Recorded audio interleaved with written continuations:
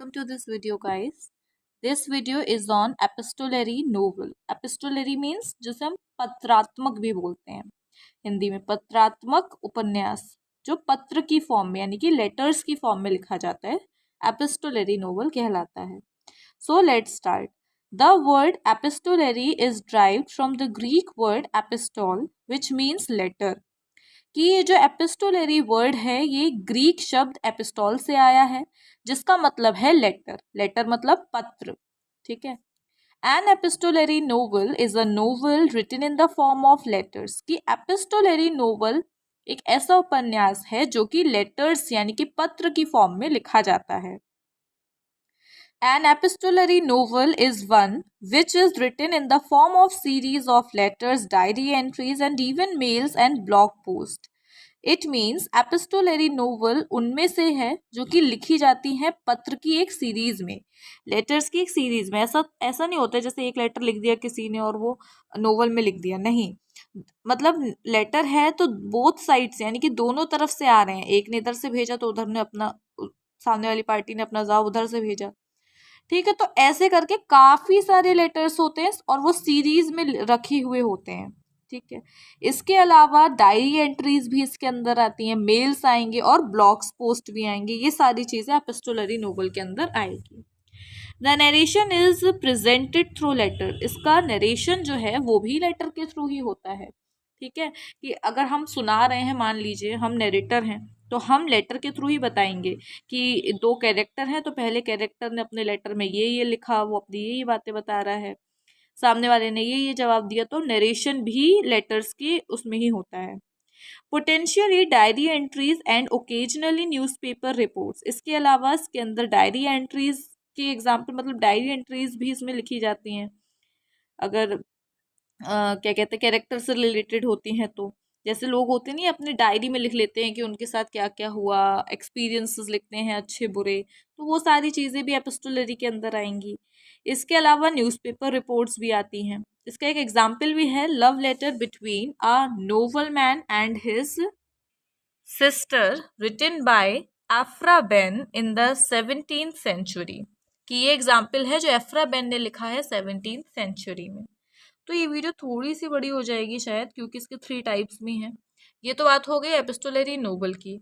अब देखिए types of epistolary novel. So there are 3 types of epistolary novel. First is monologic epistolary novel, second is dialogic epistolary novel, and third is polylogic epistolary novel. So let's start with the first heading. So first is monologic epistolary novel. अब ये क्या होता है? तो जो epistolary novel which is written in the form of series of letters or diary entries of one character is known as monologic epistolary novel. कि एक ऐसी एपिस्टोलरी नोवेल उपन्यास जो कि लिखा जाता है लेटर की एक सीरीज में या फिर डायरी एंट्रीज की एक सीरीज में, जिसमें एक कैरेक्टर लिखता है अपने जो भी है डायरी एंट्रीज में जो वो लिख रहा है या लेटर्स में जो लिख रहा है. तो ये मोनोलॉजिक एपिस्टोलरी नोवेल का एग्जाम्पल है. इसके एग्जाम्पल्स हैं जैसे first is the perk of being a one second a wallflower is written by, जो कि लिखी है स्टेफन चॉस्की ने. The perk of being a wallflower is written by, जो कि लिखी है स्टेफन चॉस्की ने. तो ये एग्जाम्पल हो गया मोनोलॉजिक एपिस्टोलरी नोवेल का.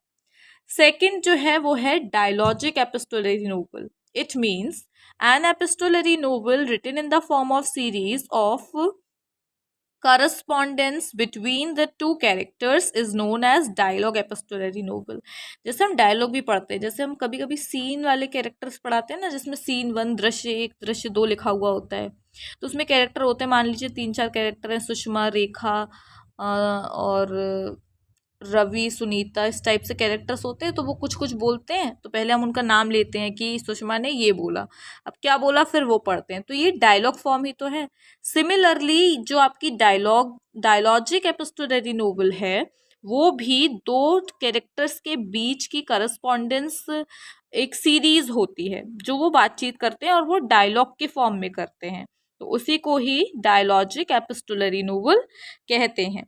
इसके एग्जाम्पल है जैसे लेस लियासंस डेंजरस, ये अलग अलग है शायद, डेंजरस, जो कि लिखी है कॉर्डरलॉस डे लैक्रो ने, लैक्रॉस ने, लैकलॉस ने।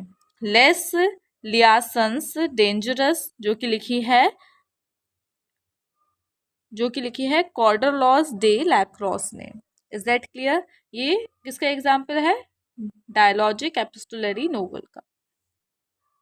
देन थर्ड जो है वो है polylogic epistolary novel. So polylogic epistolary novel are one in which there are 3 or more letters written characters।